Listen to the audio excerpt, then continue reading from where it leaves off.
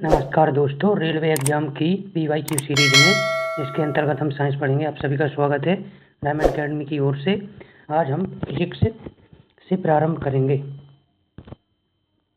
प्रथम प्रश्न, एक वस्तु को जमीन से एक निश्चित ऊंचाई से गिराया जाता है। जब वह आधी दूरी तय कर लेती है तो उसमें कौन सी ऊर्जा होगी? केवल गतिज ऊर्जा, केवल स्थितिज ऊर्जा, दोनों गतिज और स्थितिज ऊर्जा। नंबर डी है ना तो गतिज ऊर्जा ना ही स्थितिज ऊर्जा। इसका सही उत्तर होना चाहिए ऑप्शन सी, दोनों गतिज और स्थितिज ऊर्जा। Both kinetic and potential energy, इसकी अपन व्याख्या करते हैं। एट हाफ मध्य में कुछ जो स्थितिज ऊर्जा वो गतिज ऊर्जा में परिवर्तित हो जाती है। इस कारण से वहां पर दोनों स्थितिज और गतिज ऊर्जा होगी, जबकि ऊंचाई पर केवल पोटेंशियल एनर्जी अर्थात स्थितिज ऊर्जा होगी और सबसे नीचे काइनेटिक एनर्जी अर्थात गतिज ऊर्जा होगी। नेक्स्ट क्वेश्चन, उत्तरी ध्रुवीय क्षेत्र में 6 महीने लंबा दिन और दक्षिणी ध्रुवीय क्षेत्र में 6 महीने लंबी रात होती है, क्योंकि पृथ्वी का परिक्रमण के कारण होती है। Option A. दूसरी, पृथ्वी की धुरी अक्ष तल पर झुकी हुई है, इस कारण से होती है। पृथ्वी का घूर्णन काल, या इनमें से कोई नहीं। इसका सही उत्तर होगा ऑप्शन नंबर बी, पृथ्वी की धुरी कक्षा तल पर झुकी हुई है। इसका एक्सप्लेनेशन देखते हैं। पृथ्वी अपने अक्ष पर 23.5 डिग्री झुकी हुई है, जिस कारण से एक ध्रुव पर 6 महीने में सूर्य की किरणें सीधी पहुंचती हैं, जिससे वहां पर दिन होता है। वह इसके विपरीत दिशा में पृथ्वी में कोई प्रकाश नहीं पहुंचता, जिस कारण से वहां पर रात होती है। नेक्स्ट क्वेश्चन, निर्वात में प्रकाश की गति क्या है?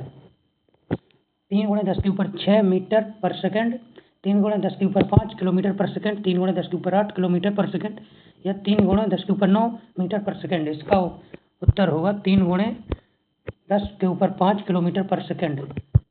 एक्सप्लेनेशन, निर्वात में प्रकाश की चाल एक स्थिरांक सार्वभौमिक स्थिरांक है, अर्थात यह बदलती नहीं। निर्वात में प्रकाश की चाल जो 3×10⁸ मीटर पर सेकंड है, इसको किलोमीटर में बदलने पर 3×10⁵ किलोमीटर पर सेकंड मिलता है, अर्थात प्रकाश 1 सेकंड में 3 लाख किलोमीटर चलता है। नेक्स्ट क्वेश्चन की ओर अपन चलते हैं। वैद्युत आवेश की SI इकाई क्या है? इसके ऑप्शन है जूल, कूलॉम, वाट, एम्पियर। इसका आंसर होगा कूलॉम। इसके एक्सप्लेनेशन पार्ट पर चलते हैं अपन।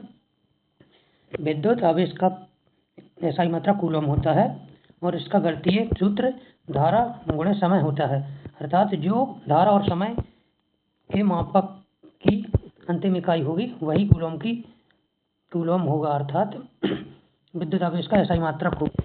अगला क्वेश्चन, वाहनों में पीछे देखने वाले दर्पण के रूप में कौन से दर्पण का उपयोग किया जाता है? नंबर 1 अवतल दर्पण, नंबर 2 उत्तल दर्पण, नंबर सी समतल दर्पण, नंबर डी बेलनाकार दर्पण। इसका उत्तर होगा उत्तल दर्पण। इसका एक्सप्लेनेशन इस तरीके से है। उत्तल दर्पण का फील्ड ऑफ व्यू अर्थात यह अधिक स्पेस एरिया कवर कर सकता है। उत्तल दर्पण की छवि छोटी, सीधी और आभासी होती है, इसलिए वाहनों के पीछे इसका उपयोग किया जाता है पीछे का दृश्य देखने के लिए। नेक्स्ट क्वेश्चन पर चलते हैं। न्यूटन किस भौतिक राशि की इकाई है? ऑप्शन ए बल, बी दाब, सी कार्य, डी शक्ति। इसका उत्तर होगा ऑप्शन ए बल। एक्सप्लेनेशन, न्यूटन बल की SI इकाई है। 1 न्यूटन बराबर 1 किलोग्राम द्रव्यमान के पिंड पर 1 मीटर पर सेकंड स्क्वायर का त्वरण उत्पन्न करने के लिए उपयोग किया गया बल के बराबर है। नेक्स्ट क्वेश्चन, एक वस्तु जो एक ऊंचाई से गिराया जाता है, आधी दूरी पे इसकी दूरी में इसमें होगी। यह रिपीटेड क्वेश्चन है, इसका आंसर दोनों होगा। नेक्स्ट क्वेश्चन, यह भी रिपीटेड क्वेश्चन है, इसका आंसर ऑप्शन नंबर बी होगा। यह बस भाषा बदल दी गई है साथियों, इसको एक्सप्लेन करने की जरूरत नहीं है। नेक्स्ट क्वेश्चन, गुरुत्वाकर्षण के प्रभाव में स्वतंत्र रूप से गिरते हुए पिंड में निम्नलिखित में से कौन सी राशि स्थिर रहती है? नंबर ए वेग, बी त्वरण, सी विस्थापन, डी गतिज ऊर्जा। इसका उत्तर होगा त्वरण।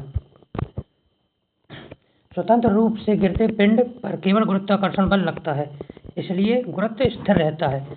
वेग और विस्थापन बदलते रहते हैं। यह स्थिरांक है जो जी से दर्शाते हैं। गुरुत्वीय बल है जो पृथ्वी की ग्रेविटी का प्रतिनिधित्व करता है। इसका मान 9.8 मीटर पर सेकंड स्क्वायर होता है। कौन सी भौतिक राशि की माप ओम में की जाती है? ए प्रतिरोध, बी चालकता, सी धारा, डी शक्ति। इसका उत्तर होगा प्रतिरोध। विद्युत प्रतिरोध का एसआई मात्रक ओम है, जबकि चालकता का मात्रक सीमेंस, धारा का मात्रक एम्पियर और वाट का मात्रक शक्ति है। सभी साथियों का इस सेशन में जुड़ने के लिए धन्यवाद।